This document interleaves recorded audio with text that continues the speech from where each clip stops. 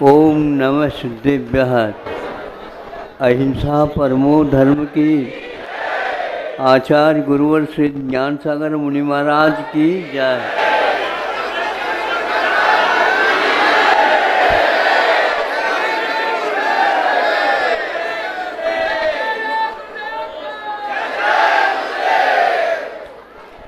चार माह के लिए संकल्प लेते हैं कि हम इस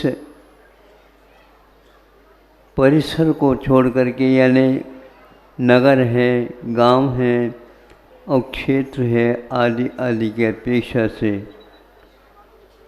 आत्म साधना करते हुए यहीं पर इस काल को व्यतीत किया जाएगा, करेंगे।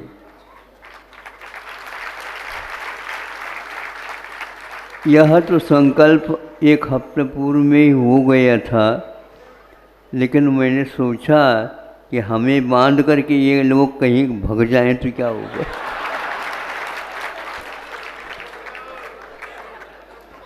किंतु जिस प्रकार मुनि महाराज सहर्ष स्वतंत्र अपने संकल्प को निर्वाह करते हैं, उसी प्रकार वर्षा के काल में आप लोग भी अपनी दुकान जो कुछ भी है उसको निर्वाह करते हुए दिवाली तक एक प्रकार से ये संकल्प को यथा शक्ति के अनुसार उसको प्रारंभ करते हैं। वैसे 2 मास में आप पालन करके जहाँ कहीं भी निकट अपना स्थान है वहाँ पर जा कर के अपने पशु धन का भी संरक्षण करते हुए, चूँकि नदियों में पानी काफ़ी आता है, उसको एकदम पार नहीं किया जा सकता। जब नाव चालू हो जाती है अथवा घुटने पर पानी रह जाते हैं नदियों में इत्यादि में, तो उसको पार करके चले जाते हैं। यह प्राचीन काल से पद्धति चालू है। इसका उद्देश्य केवल अहिंसा तत्व का पालन, सूक्ष्म से सूक्ष्म और स्थूल से स्थूल दोनों प्रकार की हिंसा से दूर रह करके यह अहिंसक वर्ग किसी को दिखाने के लिए नहीं, बताने के लिए नहीं, महिमा गाने के लिए नहीं, किंतु हमें यह दुर्लभ वस्तु मिली है, इसका पालन हम 100% करते रहेंगे और अपने बच्चों के ऊपर भी इस प्रकार के संस्कार डालते रहेंगे। बच्चा आज का भी क्यों न हो, किंतु माता पिताओं के इस प्रकार के संस्कार के कारण वे भी इसमें, मैंने देखा, मैं भी शुद्ध वस्त्र पहनूंगा, नहीं तो क्षोभ पैदा कर दूंगा, क्षोभ। हाँ, आप हमारी मांग को पहले पूर्ण करें। महाराज आप ही लोगों के लिए थोड़ी आई है, हमारे भी पुण्य से आए हैं। हाँ बिल्कुल, हम बोलते नहीं, इसका अर्थ ये थोड़ी है आप बुलवा दो मन शुद्धि, ऐसे पूर्ण करेंगे हम। आप लोगों ने भी एकदम थोड़ी सोचा और सीखा। इस प्रकार एक विशाल आहार चालू हो गया तो माँ ने कहा बेटा तुम बाद में हैं। बाद में क्यों, हम भी साथ देंगे, हमारे हाथ में भी दे दो, हमारे भी हाथ में। बेटा तुम तो वो कद से नीचे हो, इसलिए बाद में देख लें। महाराज जी ने तो कुछ कहा ही नहीं, तुम ही कह रहे हो, मामला गड़बड़। तो हमने इस ढंग से संकेत दिया मुस्कान के माध्यम से, वह भूल गया। हाँ महाराज जी हमारे लिए भी कुछ सोच रहे, जब हमारा आहार हुआ, पहले उसको इशारा किया आ जा, उसके लिए एक कलशी दी गई है, तुमने हाथ डाला हाथ में, हाँ वो उसका मुख खिल गया।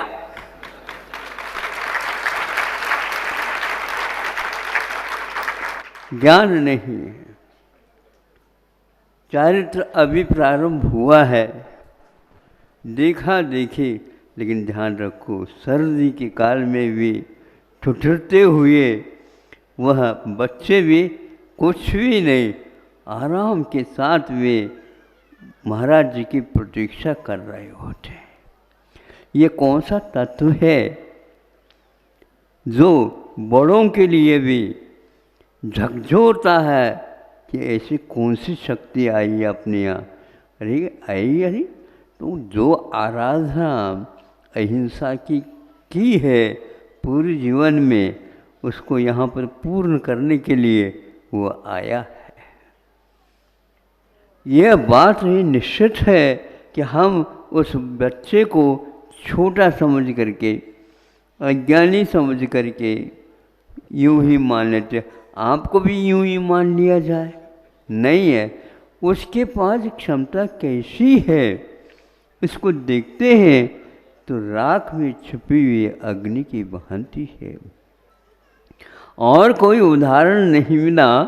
स्वामी समंतभद्र महाराज जी ने कहा कि उस ईंधन ऊपर से है, राख है उसके सिर पर, किंतु भीतर से उसको थोड़े से यूँ ऊपर से हटा दो, धकधकायित होकर के ऊपर की ओर लो आ जाती है। उसको कुछ समय होने दो, फिर इसके उपरांत वह दिखाएगा कि धर्म क्या वस्तु होती है।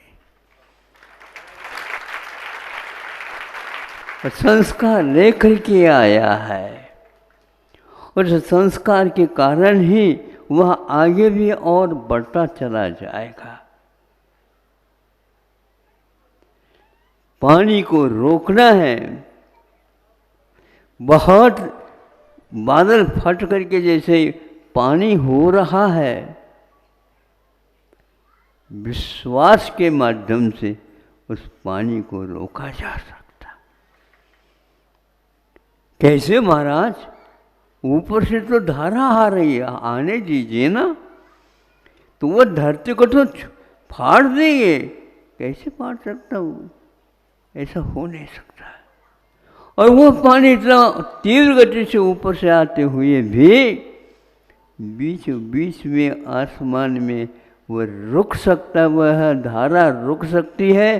कैसे रुक सकती है? तो वह बर्फ बन जाएगी, तो वहीं पर पेड़ों से बोलो छुप जाएगी, वह वहीं पर रुक जाएगी, नीचे आ नहीं सकेगी। ऐसी क्षमता भी आत्मा के पास विद्यमान रहती। हनुमान जब कूद करके अपनी करामत दिखा दी, माँ रोने लगी। कितनी कठिनाई से तो हनुमान मिला, और यह थोड़े से इधर उधर देखते ही उछड़ करके नीचे गिरा, और वह रोने लगी, चिल्लाने लगी। अब चला गया हमारे यहाँ जंगल में कौन है, क्या है ये क्या। जब नीचे ला करके विमान को देखते हैं तो वह हंस रहा है, एक अंगूठा मुख में चूस रहा है। पत्थर जो कुछ भी है शिला, वह चारों तरफ से जैसे कांच फूटते हैं उसकी भांति फूट रही है। मैं पूछना चाहता हूँ, क्या वज्र है कि क्या है? वो ऊपर से कुछ भी हो, किंतु भीतर में उत्तंग संघनन, वह वज्र शिव नाराज संघनन। अभी वह कुछ भी बड़ा नहीं है, लेकिन बड़ा होने को होता है। जब बड़ा बनेगा तब मालूम पड़ेगा कि क्या रावण वह टिक सकेगा उनके सामने, नहीं हो सकता। यह विश्वास को मात्र लेकर के हम चलते हैं तो छोटे बच्चे भी 8 साल का हो जाता है तो आपकी पंक्ति में आकर के बैठ करके वह कार्य करने योग्य होता है। यहाँ तक कि आप साहस नहीं कर पाते, किंतु 8 वर्ष अंतर्मुख के उपरांत वह लड़का भी, आपका पुत्र भी, आपका पौत्र भी दीक्षा लेकर के कैवल्य को प्राप्त कर सकता है। ये क्या है? ये ताली कहाँ क्यों बज रही है? ये इसलिए कि भीतर उसके पास इतना आत्मविश्वास विद्यमान है। आप लोगों ने यहाँ पर बैठ कर के इस कार्यक्रम को इसीलिए हमने सोचा कि हमारे साथ ही उन लोगों ने क्यों नहीं स्थापना की, तो यह बाद में लोग इकट्ठा होंगे तो उनके लिए हम क्या जवाब देंगे। सागर वालों को जवाब दे दिया, कुंडलपुर वालों ने कुंडलपुर वालों को जवाब दे दिया, खजरा वालों ने खजरा वालों को जवाब दे दिया, खुरई वालों ने खुरई वालों को जवाब दे दिया। इस प्रकार करते करते करते करते और आज जबलपुर वालों को जवाब मिल गया। अब इसके उपरांत कोई जवाब नहीं है। अब हमें ये सोचना है इस धरोहर को, इस दुर्लभ वस्तु को किस ढंग से विकसित करें, जन जन तक यह पहुंच जाए। बार बार कहने के उपरांत नहीं होता। जिन्हें कोई आ जाते हैं तो वो एक साथ में ही स्वीकार कर लेते हैं। प्रतिमा शरीर में तो कुछ ऐसी भी बच्चियाँ आई बताते भी क्या, हमारे पास आए तो उस समय हमने आशीर्वाद भी दिए थे। वो बोल नहीं सकती और सुन नहीं सकती, लेकिन उनके घर वालों ने महाराज कुछ न कुछ तो कार्य कर लेंगे, अरे इसको कुछ नहीं काम करेगी तो आगे इनका होनहार ऐसे जो मनुष्य है, ये भी मनुष्य है, घबराओ नहीं, सब यह पुण्य होगा इसलिए तो इधर आ गई, नहीं तो अन्यत्र चली जाती।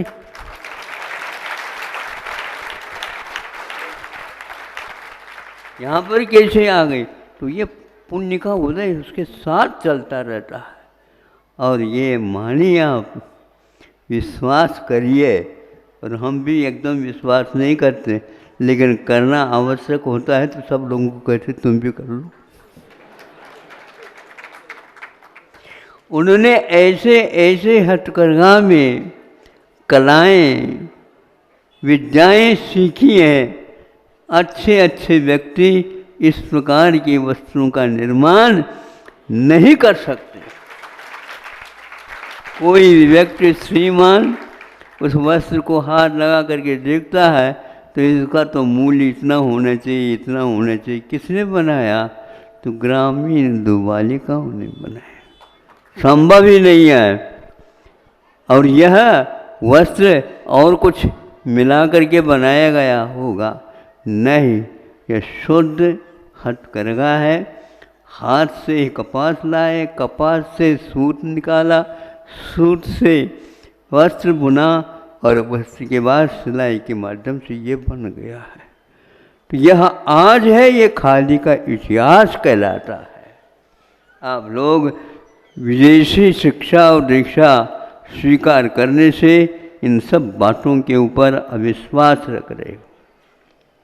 स्वयं नेहरू जी कहते थे, अरे इसमें कुछ नहीं होने वाला, इतनी जो है जनता है उनके लिए वस्त्र की आपूर्ति तो यंत्र के माध्यम से होगी। तो गांधी जी ने कहा था इस बात को भूल जाओ। और नेहरू जी के उत्तर जो है पहले ही दे चुके हैं मोतीलाल जी। ये किताब बहुत अच्छी लगी नहीं मुझे कि नेहरू जी हर बात में गांधी जी की बात को काटते थे और उपेक्षित करते थे। बाद में सोचेगा तू, मेरी भाषा में नहीं बोलता, बाद में बोलेगा। ऐसा ही हुआ, पश्चाताप के साथ उनको बोलना पड़ा, लाइट हैज गॉन।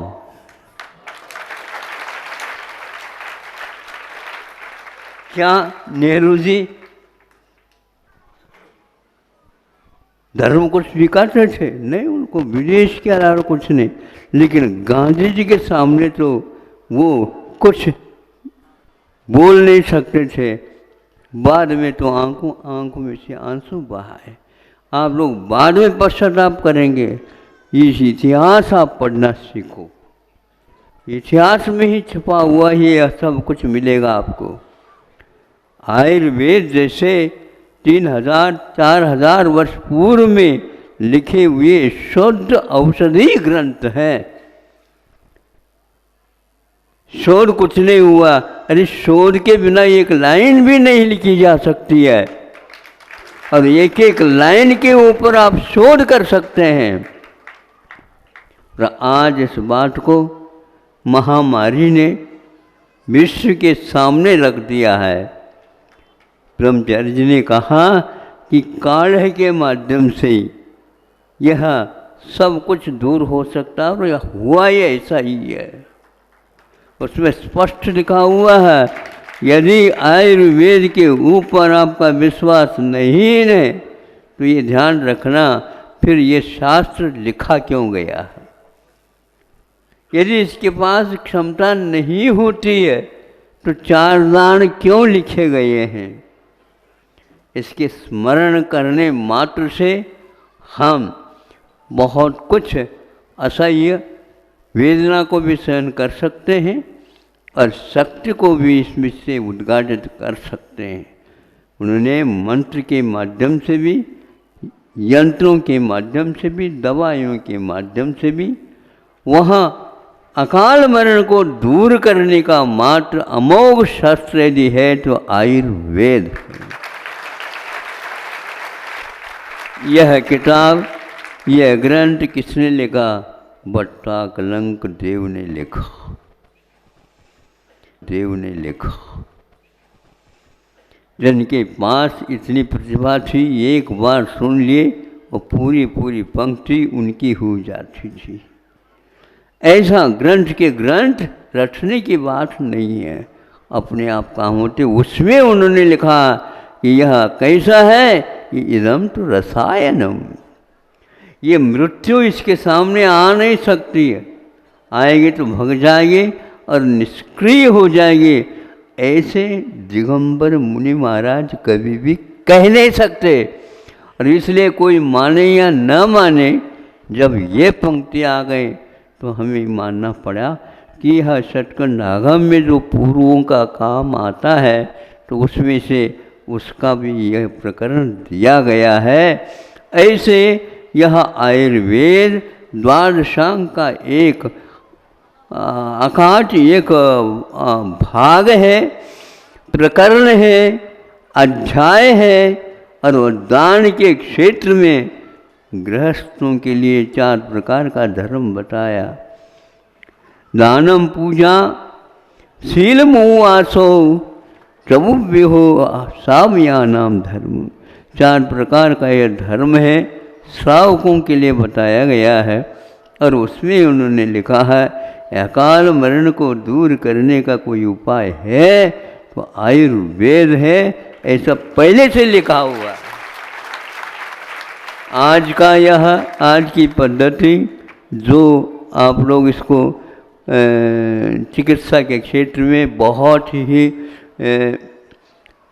ही उत्तम मानते हैं, लेकिन उसमें इस प्रकार की पंक्ति नहीं लिखी। 200 वर्ष भी नहीं हुए हैं, किंतु इसके लिए 2-2 हज़ार, 3-3 हज़ार, 4-4 हज़ार वर्ष पूर्व में लिखा है। और ये प्रत्येक पंक्ति शोध के माध्यम से लिख करके और तैयार करके लिखा हुआ है। इसीलिए यहाँ पर पूर्णायु भी अनुसंधान केंद्र के साथ चिकित्सालय को लेकर के आपके सामने आ रहा है।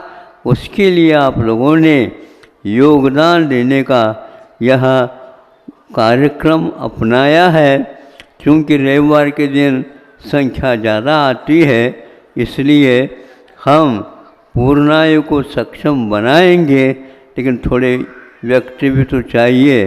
तो हमने कहा कोई बात नहीं, बुलवाओ, हमारा तो त्याग है, लेकिन आप तो बुलवा सकते और काम कर सकते हो। बहुत श्रद्धा के साथ अभी भी वह संख्या आकर के रुकी हुई है और बोलते रहेंगे भैया ये तो दिवाली तक चलेगी। हूँ 3-4 साल से देख रहे हैं कि दिवाली के दिन आ जाते हैं और वो कलश लेते हैं और अपने राशि को रख करके चले जाते हैं। तो आज प्रारंभ आप लोगों ने कर दिया और इसको मुख्यता देखते हुए आपने इस कार्य को लिया है। देव गुरु शास्त्र की आराधना करते हुए आप लोगों को इसी प्रकार धार्मिक अनुष्ठान कर लेना चाहिए। गिरता हुआ पानी भी बर्फ के रूप में परिवर्तित जैसा हो सकता है, उसी प्रकार वह विष भी एक प्रकार से अमृत तुल्य परिणत हो सकता है। इसमें कोई संदेह नहीं है। तो संदेह करता मैं हम उसके लिए कुछ कह नहीं सकता, लेकिन इसको आप सामान्य बात मान करके मत निकालिए। यह सामान्य नहीं किंतु विशेष बात है। ऐसे एकाध पृष्ठ में उन्होंने लिखा है और अकाल मरण के निषेध के अर्थ में लिखा है। कई लोग मरण तो होना निश्चित है, अकलंग देव कहते हैं ये मरण होना निश्चित है, लेकिन अकाल मरण निश्चित नहीं, क्योंकि हम उसके निषेकों को चिकित्सा के माध्यम से परिवर्तित कर सकते हैं और वह रसायन तुल्य है। ऐसा कह करके हम लोगों को प्रेरणा दी है कि इस शुद्ध औषधि का निर्माण सहित ये चिकित्सालय आपको आगे के लिए चलाना है और जितनी भी प्रतिभाएं हैं उन प्रतिभाओं का संरक्षण करके और उनको प्रेरित करके आगे चाहे छात्रा हो चाहे छात्र हो, महाविद्यालयीन यह पाठ्यक्रम आपके द्वारा चालू किया जा सकता है, बल्कि चालू हो गया है और उसमें आप अपना तन मन धन न्यौछावर करके आगे बढ़ सकते हैं और प्रेरणा दे सकते हैं। समय आपका थोड़ा सा ज़्यादा हो गया, इसमें हमारी गलती नहीं है, गलती आपकी है। हम भी बैठे रहे, गड़बड़ ना हो जाए इसलिए। नहीं देखो, हमारे चौके में किसी को बुलाते ही नहीं हम। यदि आते हैं तो बिल्कुल निरंतराय आहार कराने का हमारा संकल्प।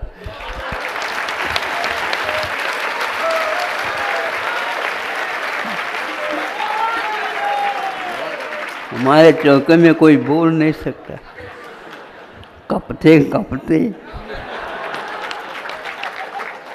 बिल्कुल पक्का। छोटा से छोटा भी खूब अच्छे ढंग से कर सकते हैं, क्योंकि निरंतराय आहार बहुत महत्वपूर्ण है।